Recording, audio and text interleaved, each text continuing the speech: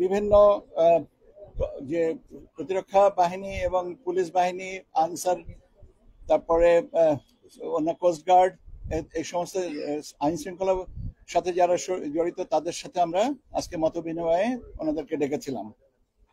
মূলত আমরা যে বিষয়গুলো নিয়ে আলোচনা করেছি সেই বিষয়টা আমি আপনাদেরকে ব্রডলি বলে দিচ্ছি। সেটা হচ্ছে যে ভোট কেন্দ্র,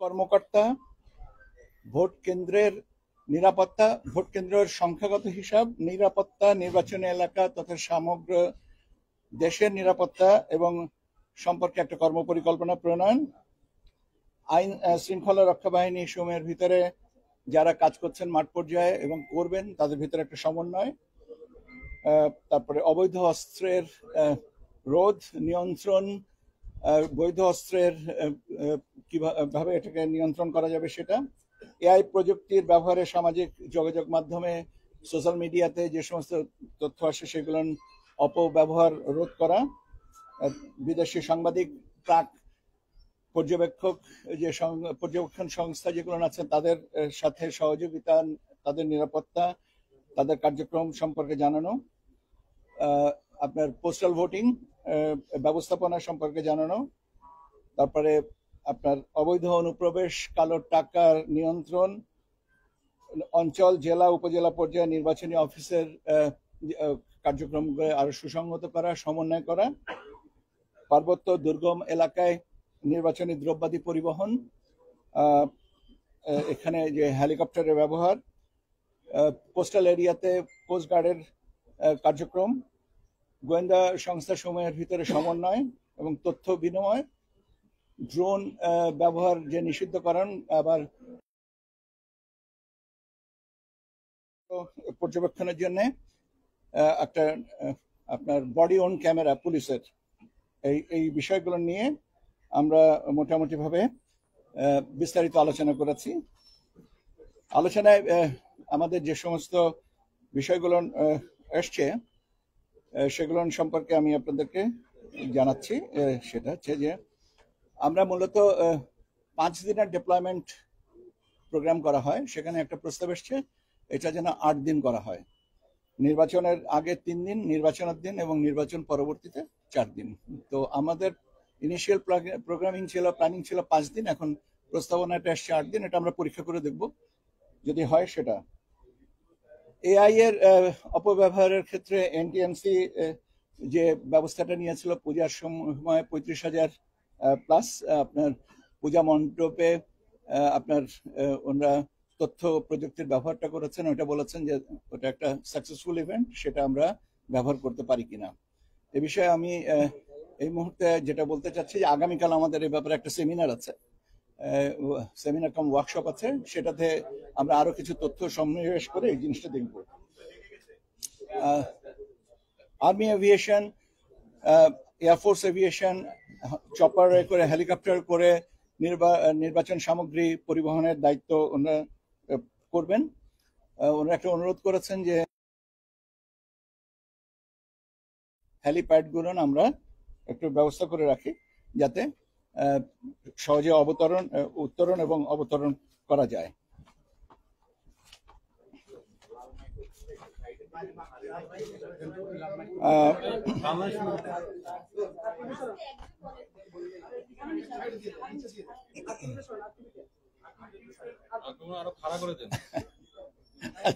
কি করা যাবে ভাই, আমার উচ্চতা আর একটু বাড়াতে পারলে ওটা ভালো হতো, তাই না?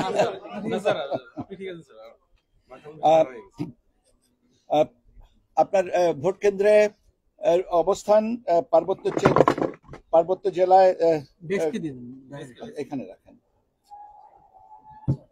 তারা এ পর্যায়ে যেমন আপনার সেনাবাহিনী মাঠ পর্যায়ে তারা কাজ করছেন, ডিপ্লয়মেন্ট আছে ইন টু সিভিল পাওয়ার, তাদের অবস্থানটা কি হবে সেটা আমরা বলেছি যে আমরা নীতিগতভাবে তারা যে অবস্থানে, যে যার অবস্থানে আছেন, এইটা যেটা আমরা এমফাসাইজ করেছি যে ইন্টেলিজেন্স শেয়ারিং, যে প্রত্যেকটা অর্গানাইজেশনে তাদের কিছু নিজস্ব ইন্টেলিজেন্স তারা কালেক্ট করে, কিন্তু ইন্টেলিজেন্স শেয়ারিংটা হবে।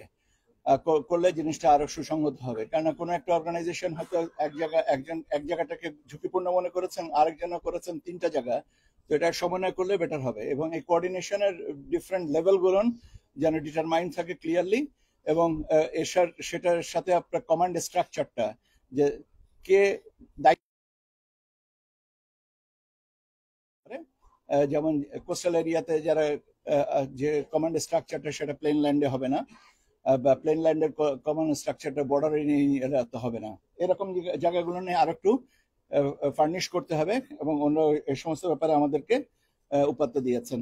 যানবাহনের ব্যাপারে বলেছেন যে যানবাহন একটা সীমাবদ্ধ যানবাহনের স্বল্পতা একটা বিষয়, সে ব্যাপারটাকে যদি অ্যাড্রেস করা যায়, অন্যথায় রিকুইজিশনের একটা পদ্ধতি আছে, সেই পদ্ধতিগুলো নিয়ে আর কি কাজ করতে হবে।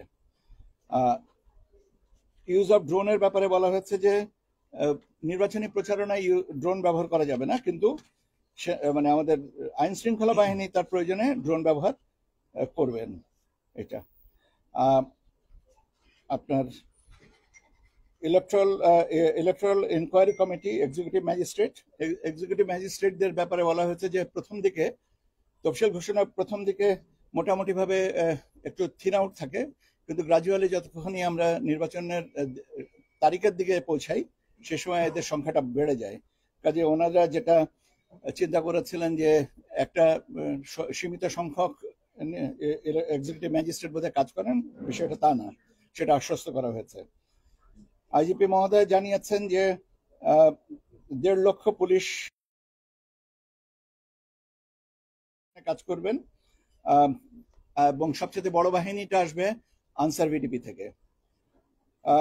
হোম সেক্রেটারি উনি বলেছেন যে বডি অন ক্যামেরা থাকবে, ড্রোনের ব্যবস্থা থাকবে, কাজে আমরা ভিজিলেন্সটা অনেক বেশি হবে। আপনার